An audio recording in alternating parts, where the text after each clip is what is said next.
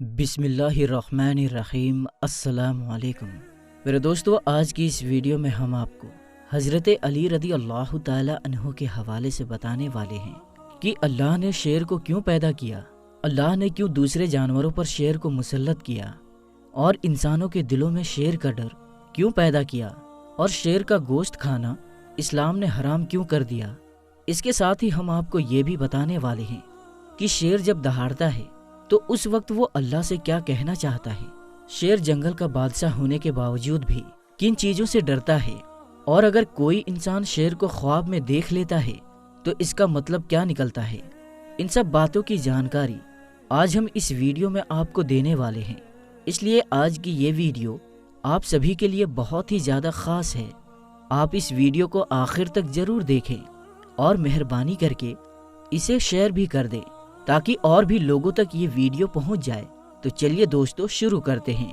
میرے دوستو، شیر درندے میں سب سے طاقتور جانور ہوتا ہے۔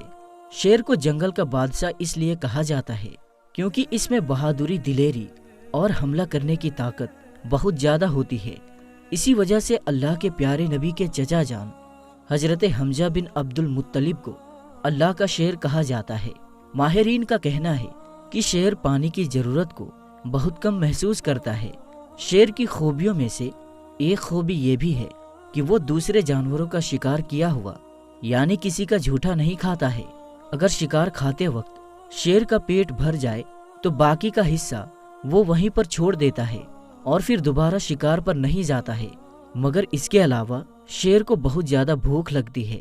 شیر کو جب بہت زیادہ بھوک لگتی ہے تو وہ صبر نہیں کر پاتا اور تب تک کھاتا ہے جب تک اس کا پیٹ بھر نہیں جاتا ہے، اور پھر جب اس کا پیٹ بھر جاتا ہے تو وہ سست ہو جاتا ہے۔ شیر کتے کا جھوٹا پانی بھی نہیں پیتا ہے۔ شیر کی ایک خاصیت یہ بھی ہے کہ وہ اپنے شکار کو بغیر چبائے یعنی کہ اپنے اگلے دانتوں سے اسے نوچ نوچ کر ہی کھا جاتا ہے۔ شیر کے منہ میں لعاب بھی کم آتا ہے، جس کی وجہ سے شیر کا منہ اکثر گندا رہتا ہے۔ اس کے علاوہ میرے دوستو، شیر کی ایک بڑی خاصیت یہ بھی ہے کہ وہ بہادر اور دلیر تو ہوتا ہی ہے، لیکن اس کے ساتھ میں اس میں کم ہمتی بھی پائی جاتی ہے۔ یہ مرغے کی آواز سے اکثر ڈر جاتا ہے اور بلی کی خوفناک آواز سے بھی یہ ڈر جاتا ہے۔ یاد رکھیں، شیر کی پکڑ بہت زیادہ مضبوط ہوتی ہے۔ یہ کسی دوسرے جانور سے محبت نہیں کرتا ہے، اس لیے کیونکہ یہ ان کو اس قابل نہیں سمجھتا کہ وہ درندے اس کے حملے کا جواب دے سکے۔ شیر کی عمر بہت لمبی ہوتی ہے۔ شیر کی بوڑھے ہونے کی علامت یہ ہے کہ اس کے دانت گرنا شروع ہو جاتے ہیں۔ دوستو یاد رکھیں، اللہ نے اس دنیا میں جو بھی جانور پیدا کیا ہے ان کو پیدا کرنے میں اللہ کا کوئی نہ کوئی مقصد ضرور ہے۔ اسی طرح شیر کو بھی پیدا کرنے میں اللہ تعالیٰ کی ایک بہت بڑی حکمت موجود ہے۔ النور المبین کتاب میں ہے کہ ایک مرتبہ ایک مشرک حضرت علی رضی اللہ تعالی عنہ کی بارگاہ میں حاضر ہوا اور ہنس ہنس کر کہنے لگا، یا حضرت علی، آپ علم کا دروازہ ہیں۔ آپ کہتے ہیں کہ اللہ نے ہر جاندار کو کسی نہ کسی مقصد کے ساتھ پیدا فرمایا ہے، ہر چیز میں انسان کا کوئی نہ کوئی فائدہ چھپا ہوا ہے۔ تو پھر آپ مجھے یہ بتائیے کہ جنگل میں شکار کرنے والے درندے شیر سے انسانوں کو کیا فائدہ ہے؟ اللہ نے شیر کو کیوں پیدا کیا ہے؟ شیر کو پیدا کرنے کے پیچھے اللہ تعالیٰ کی کیا حکمت ہے؟ بس اتنا سننا تھا کہ حضرت علی رضی اللہ تعالی عنہ نے اپنی نگاہ اٹھائی اور فرمانے لگے، اے شخص، اللہ اپنی بنائی ہوئی ہر چیز سے محبت کرتا ہے، پیار کرتا ہے، لیکن افسوس یہ ہے کہ اللہ جتنا کریم ہے، انسان اس کے کرم سے اتنا ہی ناواقف ہے۔ اے شخص، یاد رکھنا، اللہ نے اس زمین پر انسانوں کے لیے ہر طرح کی نعمتیں رکھی ہے، اور اللہ نے ہر چیز کو آپس میں جوڑ دیا ہے تاکہ ہر کوئی ایک دوسرے سے فائدہ حاصل کرتا رہے۔ اے شخص، اگر اللہ شیر کو پیدا نہیں کرتا تو اس زمین پر گھاس پھوس کھانے والے جانور اتنے زیادہ ہو جاتے کہ وہ اس زمین کی ساری ہریالی کو کھا جاتے، پیڑ پودے، گھاس پھوس اور سبزی سب کچھ کھا جاتے، اور اس طرح سے پھر اس زمین پر کوئی بھی جنگل باقی نہیں رہتا۔ اس لیے اللہ نے شیر کا رزق جانوروں میں رکھا ہے تاکہ وہ انہیں کھا کر خدا کی قدرت کی حفاظت کر سکے۔ یاد رکھنا، اللہ نے ہر چیز کو کسی نہ کسی مقصد کے ساتھ پیدا کیا ہے۔ دوستو، اب بات کرتے ہیں شیر کو اللہ نے انسانوں پر کیوں مسلط کیا۔ حضرت عبداللہ بن عمر رضی اللہ تعالی عنہ فرماتے ہیں کہ ایک بار وہ کسی سفر پر تشریف لے جا رہے تھے کہ ان کا گزر ایک ایسی جماعت کے پاس سے ہوا جو آرام کر رہے تھے۔ ان کو دیکھ کر حضرت عبداللہ بن عمر نے ارشاد فرمایا کہ کیا تمہارے ساتھ کوئی حادثہ پیش آیا ہے؟ تو یہ سن کر انہوں نے کہا کہ ہاں، راستے میں ایک شیر ہے جس نے ہم سب کو بہت ڈرا کر رکھا ہے۔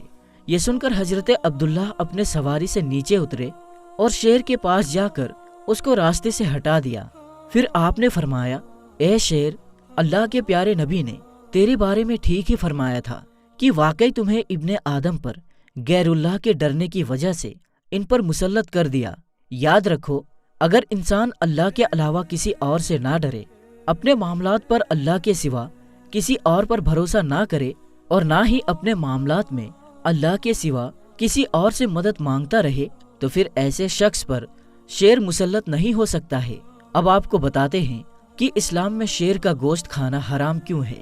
اس حوالے سے اللہ کے پیارے نبی حضور صلی اللہ تعالی علیہ وسلم نے ارشاد فرمایا کہ درندوں میں سے جو جانور اپنے دانتوں سے شکار پکڑتے ہیں اس کا گوشت کھانا اسلام میں حرام ہے، یعنی کہ جو جانور دانتوں سے اپنا شکار کرتے ہیں ان کا گوشت کھانا اسلام میں منع ہے۔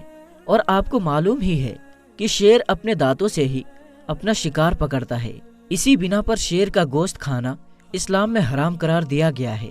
ماہرین کا کہنا ہے کہ اگر شیر کا دہاڑنا مگرمچھ سن لیتا ہے تو اس کا دم گھٹنے لگ جاتا ہے، اور اگر کوئی آدمی شیر کی چمڑی کا ایک چھوٹا سا ٹکڑا اپنے گلے میں پہن لیتا ہے تو اس سے مرگی کی بیماری جو بالغ ہونے سے پہلے ہوئی ہو وہ ٹھیک ہو جاتی ہے، لیکن اگر بالغ ہونے کے بعد یہ بیماری ہوئی ہو تو اس میں یہ کوئی فائدہ نہیں دے گی۔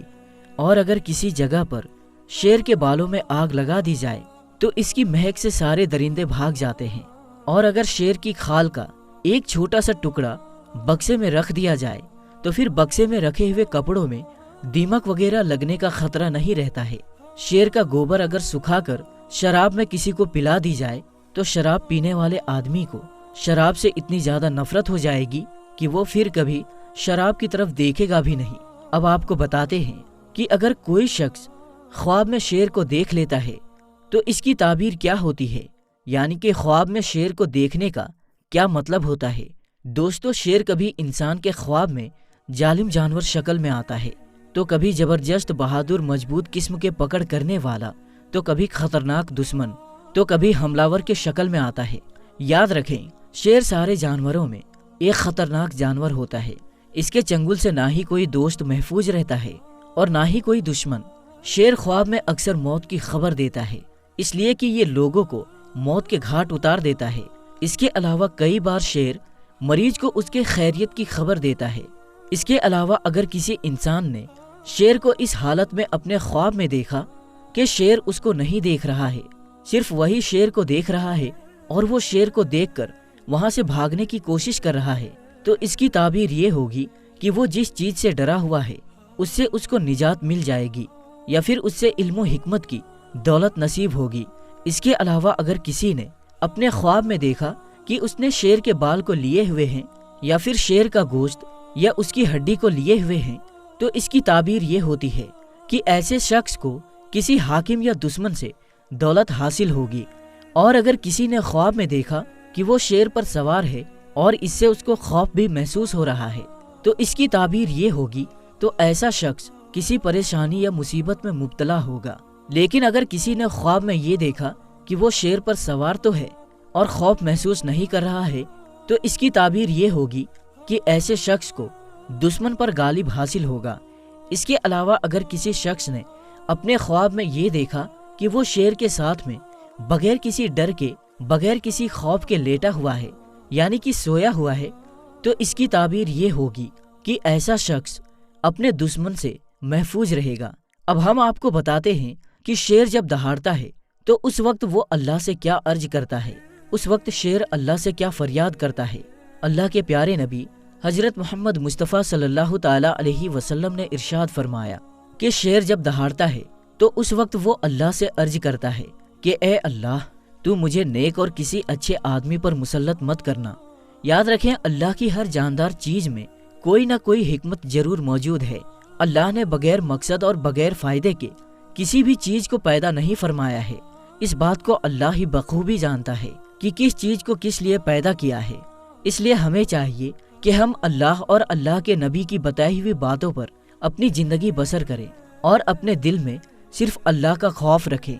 इसके अलावा किसी और का खौफ अपने दिल में ना आने दें और अल्लाह के प्यारे नबी से बेपनाह मोहब्बत करते हुए हर सुन्नत पर अमल करें और अल्लाह और अल्लाह के रसूल के बताए हुए रास्ते पर अपनी जिंदगी बसर करने की कोशिश करें। तो मेरे दोस्तों, आज की इस वीडियो में बस इतना ही। हम मिलते हैं फिर किसी नई और अच्छी वीडियो के साथ। तब तक के लिए अस्सलाम वालेकुम, अल्लाह हाफिज।